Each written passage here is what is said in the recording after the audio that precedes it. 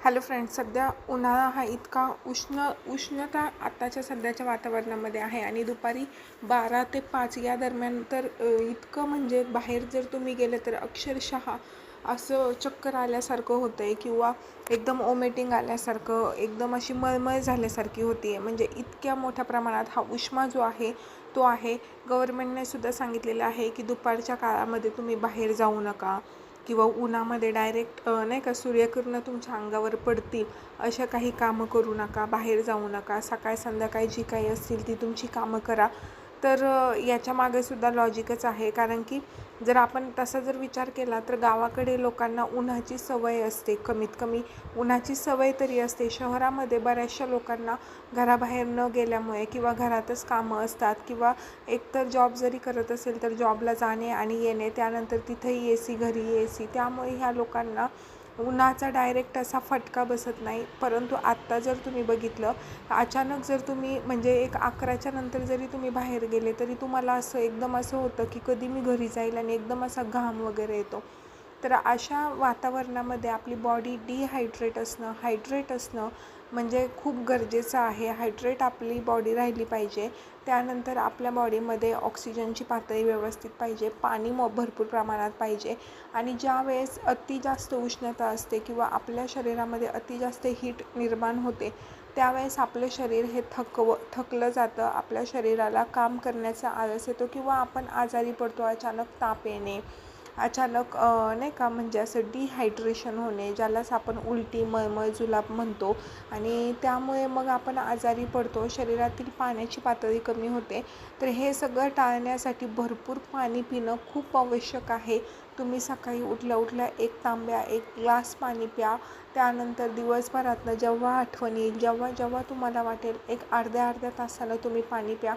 भरपूर पाणी तुमच्या शरीरात जाणं गरजेचं आहे. आणि फक्त पाणी जाणं गरजेचं नाही आहे, तर तुम्ही जे ज्यूसेस असतात, फ्रूट ज्यूस असतो किंवा आता जे सीजनल फ्रूट्स असतात ते फ्रूट्स खाणं गरजेचं आहे. कलिंगड, वॉटरमेलन, हे खरबूज, हे जे पाणीयुक्त फळं आहेत ते फळं खाणं गरजेचं आहे. त्यानंतर कोकम ज्यूस, कैरीचं पन्हं किंवा असे वेगवेगळे जे ज्यूस असतात, लिंबू पाणी, सगळ्यात महत्त्वाचं म्हणजे लिंबू पाणी, जेणेकरून आपल्या शरीरातली शुगरसुद्धा मेंटेन राहते. तर अशा गोष्टी खाणं हे फार गरजेचं आहे. आणि दुसरी गोष्ट म्हणजे ORS, इलेक्ट्रोलाइट वगैरे मिळतं, तर ते सुद्धा तुम्ही जर खाल्लं म्हणजे पाण्यात विरघळून ते जर पिले तर त्यानेसुद्धा तुमच्या शरीरातली जी एनर्जी कमी होते उष्णतेमुळे, तर ती एनर्जी कमी होत नाही आणि तुमची एनर्जी लेवल मेंटेन होते. त्यामुळे तुम्ही इलेक्ट्रोलाइट जे ORS असतं बघा, आणि तुमच्या घरी लहान मुलं असतील तर ते गव्हर्मेंटकडनं सुद्धा त्या पुड्या दिल्या जातात. तर नक्कीच तुम्ही ते ORS तुमच्या मुलांना, तुमच्या घरातल्या मोठ्या व्यक्तींनासुद्धा द्या.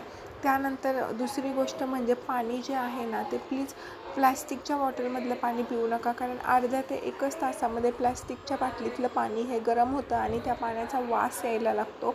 तर तुम्ही नक्कीच पाण्याच्या बाटल्या ज्या आहेत ना, त्या आता सध्या जर तुम्हाला शक्य असेल तर मातीच्या पाण्याच्या बॉटल्स ज्या आहेत ना, त्या खूप छान पद्धतीच्या अवेलेबल आहेत आणि त्याच्यामध्ये खरंच इतकं छान पाणी लागतं. एनी टाईम माठातलं पाणी पिल्यासारखं फील तुम्हाला त्या बाटलीतलं पाणी जर तुम्ही पिले ना तर येतं. मी स्वतः मातीची पाण्याची बॉटल वापरत आहे आणि खूप छान असा अनुभव मला, आणि खूप छान असं पाणी त्या बाटलीतलं लागतं आहे.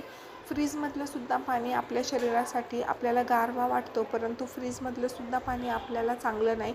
ते सुद्धा पाणी तात्पुरतं पिण्यापुरतं गार वाटतं, परंतु शरीरामध्ये गेल्याच्या नंतर ते हीटच प्रोड्यूस करत असतं. त्यामुळं उष्ण पदार्थ जे आहेत ते खाणं नक्कीच टाळा.